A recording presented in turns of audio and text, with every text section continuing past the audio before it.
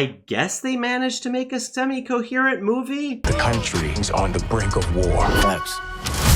There's someone behind all this. Facts. Watch yourself. You're not Steve Rogers. You're right. I'm not. I guess. I think the biggest thing YouTube audiences look for is authenticity. So I'm going to buck the trend of everyone crapping on Captain America Brave New World and give it a fair and balanced go. Does the movie hold a candle to previous entries in the series? And how does the absence of Steve Rogers affect the series? And where does the MCU go from here?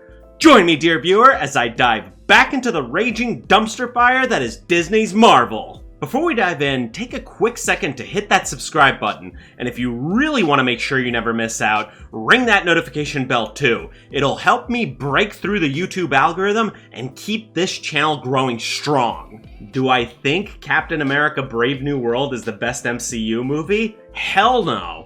Is it the worst?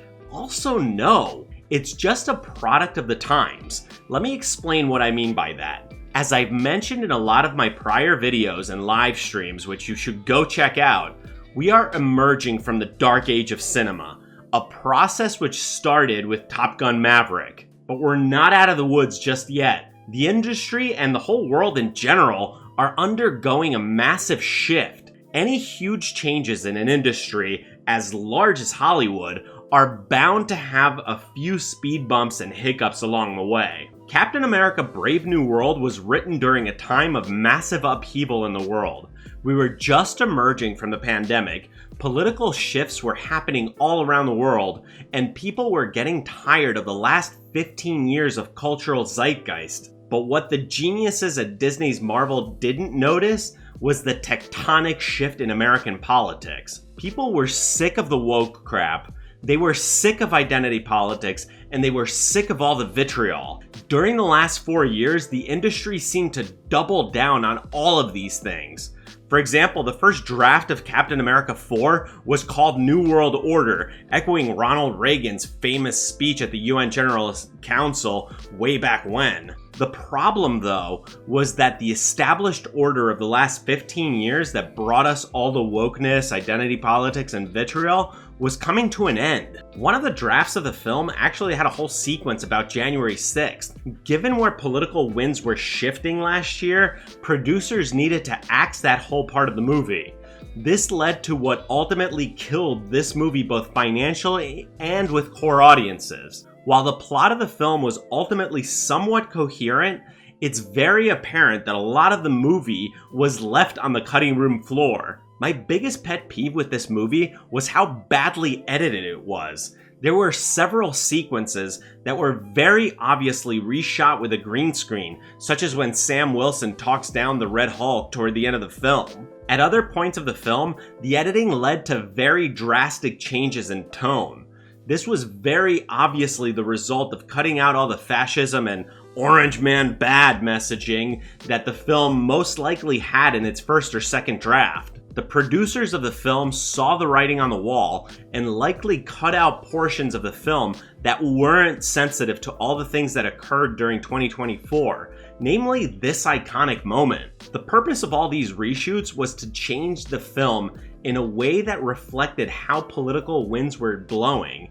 The producers knew that the original product would not resonate with audiences given the eventual electoral blowout. So they had to cut the film in such a way that it didn't alienate audiences on either side of the political spectrum. In trying to shift with the current political climate, they ended up pleasing no one. What we got was a little bit of a jumbled mess. The plot of the film was fairly cookie cutter and surprisingly coherent for a film that was cut to shreds in post. It also could have just been its own Disney Plus show, but we all know how Disney is doing there, don't we? Put another gay diverse woman in it, make it more fucking lame.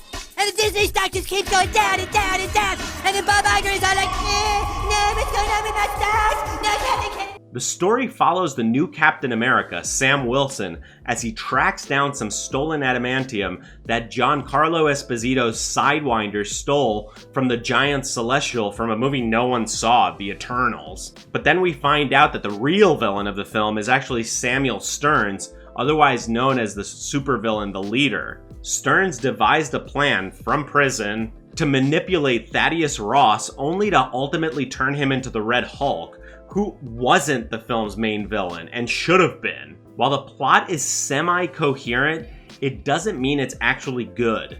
For one, I would have preferred not having Giancarlo Esposito at all in the film and had the movie focus mainly on Thaddeus Ross and his transformation into the Red Hulk. Streamlining the movie to focus on precisely one villain would have made for a much better story. The film tried very hard to be Captain America the Winter Soldier, or rather, a spy thriller mystery, but it failed. But due to all the editing and reshooting, we got what we got as the company tried to salvage the work they already put in.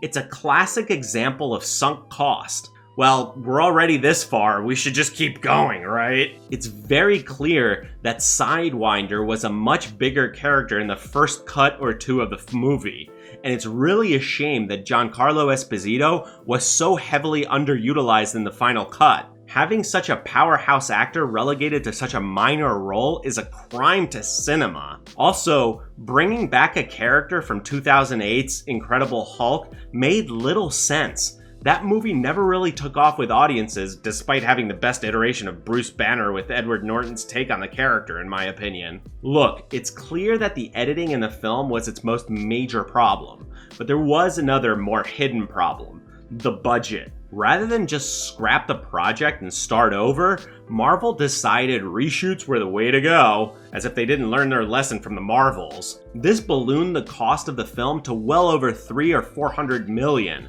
although they're only fessing up to it costing $180 million. A bullshit? A bullshit? A bullshit? A bullshit? Disney is just bearing the brunt of the massive shift in the cultural zeitgeist that occurred last year, and Captain America Brave New World was a result of that shift in their strategy. What did that mean in terms of the movie? Well, it was a movie that had to be reshot and recut, and therefore lost a lot of its plot, character development, and overall tone when all was said and done. Even normie audiences noticed this. 2 people I chatted with after the movie said that there should have been more of an emphasis on the Red Hulk, and another one told me that this should have just been a Disney Plus show. When normie audiences dislike your movie, you know you're in trouble. So where does Disney go from here? Well, we've got the Thunderbolts in May, which looks to be more of the same as Captain America 4. But then we've got Fantastic Four First Steps, a movie I am cautiously optimistic about. It was written and made much later, signaling to me that it was produced post-strategy shift, likely implementing all the factors that Captain America Brave New World tried to implement but failed to do. So will we see another Captain America movie with Sam Wilson at the helm? Only time will tell. But what do you guys think about all this? Do you think that the remainder of the MCU's 2025 slate can help right the ship? And did you think Captain America Brave New World was really all that bad? Please do let me know down below in the comments, and as always, hit that like button, ring that notification bell, and smash that subscribe button, and I'll see you in the next one. Okie dokie.